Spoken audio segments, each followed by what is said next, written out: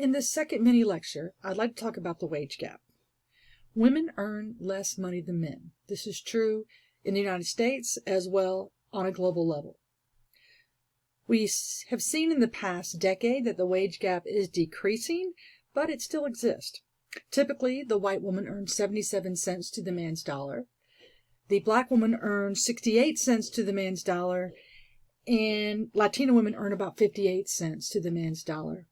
Now, this does vary across professional lines. In what we call white-collar fields, on average, the woman earns 82 cents to the man's dollar.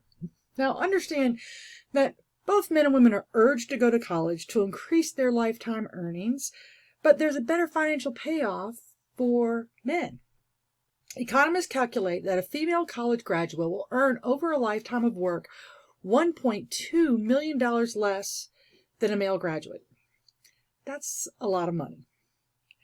Traditionally, this wage gap is assumed to be due to women investing less time in their work. It's said that women are less committed to their work, they are less likely to obtain extra training, professional development, or education, and women are more likely to be absent due to family needs or more likely to quit their job. There's no evidence that any of this is true, and currently, women are more likely than men to invest in higher education. Another explanation is that women are more likely to be clustered in those low-paying jobs, those jobs that we call the pink-collar jobs.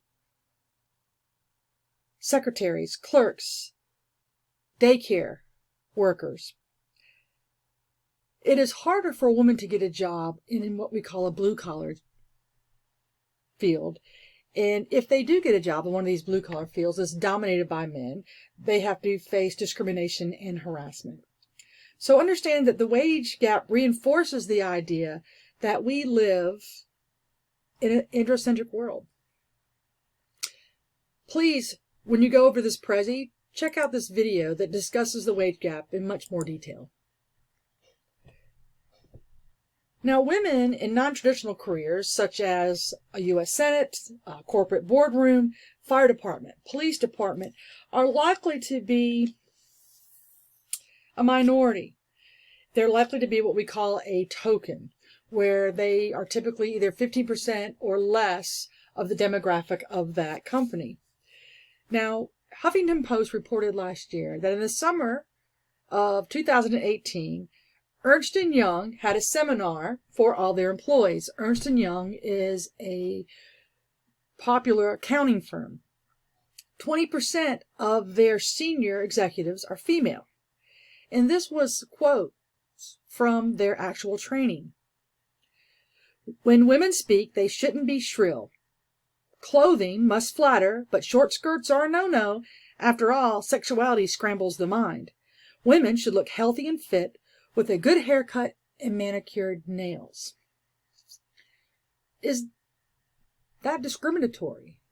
And please note, there was no description of how a man should look or the tone of his voice. Another crucial quote, women's brains absorb information like pancakes soak up syrup, so it's hard for them to focus. The attendees were told that men, on the other hand, their brains were like waffles. They're better able to focus because the information collects in little waffle squares. So, throughout this seminar, it was very discriminatory towards women. Of course, Ernst & Young came out and said they were going to change their training and that it wasn't near as bad as the Huffington Post report had made them look. What's surprising is it was 2018 and we're still seeing these discriminatory behaviors. Now let's talk about what it means to be a token. A token is, again, the demographic that makes 15% or less of a larger group of employees. Women and minorities are more likely to experience a token status. If you're a token, there's more pressure for you to perform well in your position because you are seen as someone that represents your whole demographic rather than as an individual. For example, a female fighter has an off day. The comment might be, those people can't handle the pressure. Women shouldn't have this job. Yet, if her male counterpoint had an off day, well, he's just having a bad day. That's a lot of stress to have to not only represent yourself, but an entire demographic of people. Recall the glass escalator we spoke about in the first video. White men as tokens suffer little to no disadvantages, and a lot of time, if they are the token, they move up in the hierarchy quicker than a female counterpoint.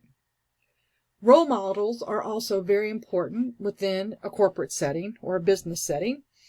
Role models basically is someone that you can identify with. So if you have fewer women in the hierarchy, fewer women taking on higher administrative roles, then women workers don't have a role model to look up to or to identify with. Mentors are coach-like relationships, and that's when they take on someone that's lower in the hierarchy to help show them the ropes. And studies show that some men are fearful of mentoring a woman just because of potential rumors.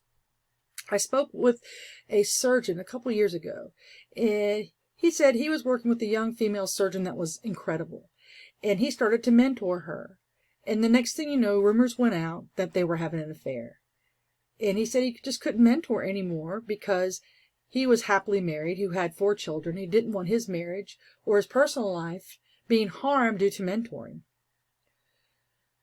We also have what we call the old boy network. And that's when men who look out for other men and look out for their own interest.